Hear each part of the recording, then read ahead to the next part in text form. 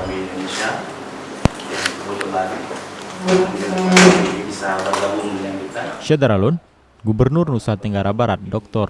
TGH Muhammad Zainul Majdi atau lebih dikenal dengan Tuan Guru Bajang berkunjung ke kantor harian Serambi Indonesia di Menasah Manyang, Pagar Air, Kecamatan Inginjaya, Aceh Besar. Kedatangan Tuan Guru Bajang disambut Pemimpin Umum Harian Serambi Indonesia Haji Samsul Kahar, Pemimpin Perusahaan Muhammad Din, Sekretaris Redaksi Mukhari M. Ali, Wakil Redaktur Pelaksana Zainal Arifin, dan Manajer Iklan Hari Teguh Patria. Dalam artian sejak 80-an NTB itu mulai menggagas pariwisata, walaupun istilahnya masih Beyond Bali.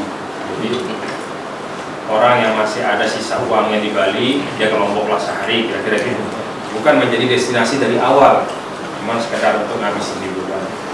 Nah, kita melihat mapping sektor apa yang paling mungkin dikembangkan dalam jangka panjang yang bisa mendukung kualitas lingkungan, karena kami itu kan kecil. Jadi model pengembangannya tidak boleh yang eksploitatif. Jadi harus model pengembangannya itu yang green development.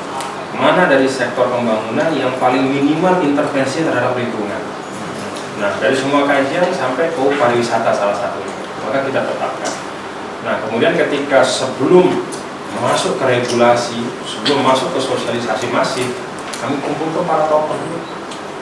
Nah, bicara dengan semua tokoh di situ, dibuka semua lah. Bahkan ada sampai Tuan Guru yang menyampaikan, Tuan Guru sekarang sudah jadi gubernur, maka tidak boleh ada selain Muslim yang masuk kemari. Ini khusus seluruh daerah Muslim. Jangan sampai dosa-dosa kita banyak. Nah, menghadapi ini kan tidak bisa kita tolak begitu saja, Pak. Harus kita detailkan. Maka saya aja berdiskusi pada waktu itu. Dosa-dosa maksudnya apa? Dia minuman keras. Saya aja diskusi. Apa dia ketika turis datang kemari itu baru kita kenal minuman keras? Ataukah ada bagian dari budaya kita yang permisif sama minuman keras?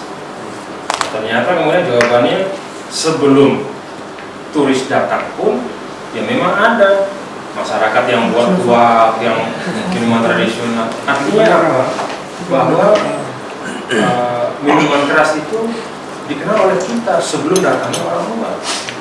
Kalau kita bicara tentang kekhawatiran pergaulan bebas atau pornografi, tidak usah jauh-jauh turis.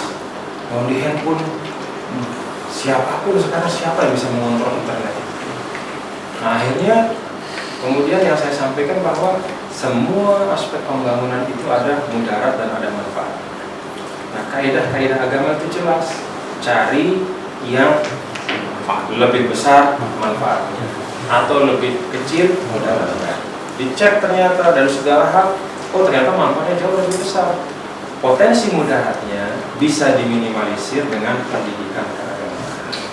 Nah, jadi alhamdulillah sejak dari tahun 2008 sampai sekarang pertumbuhan pesantren, masjid, majelis-majelis luar biasa. Walaupun turisnya juga naiknya luar biasa gitu.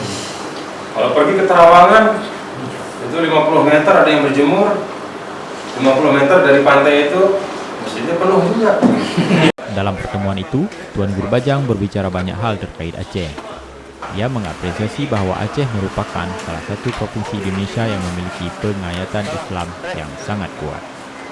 Dari Banda Aceh, Budi Patria, Serambi On TV.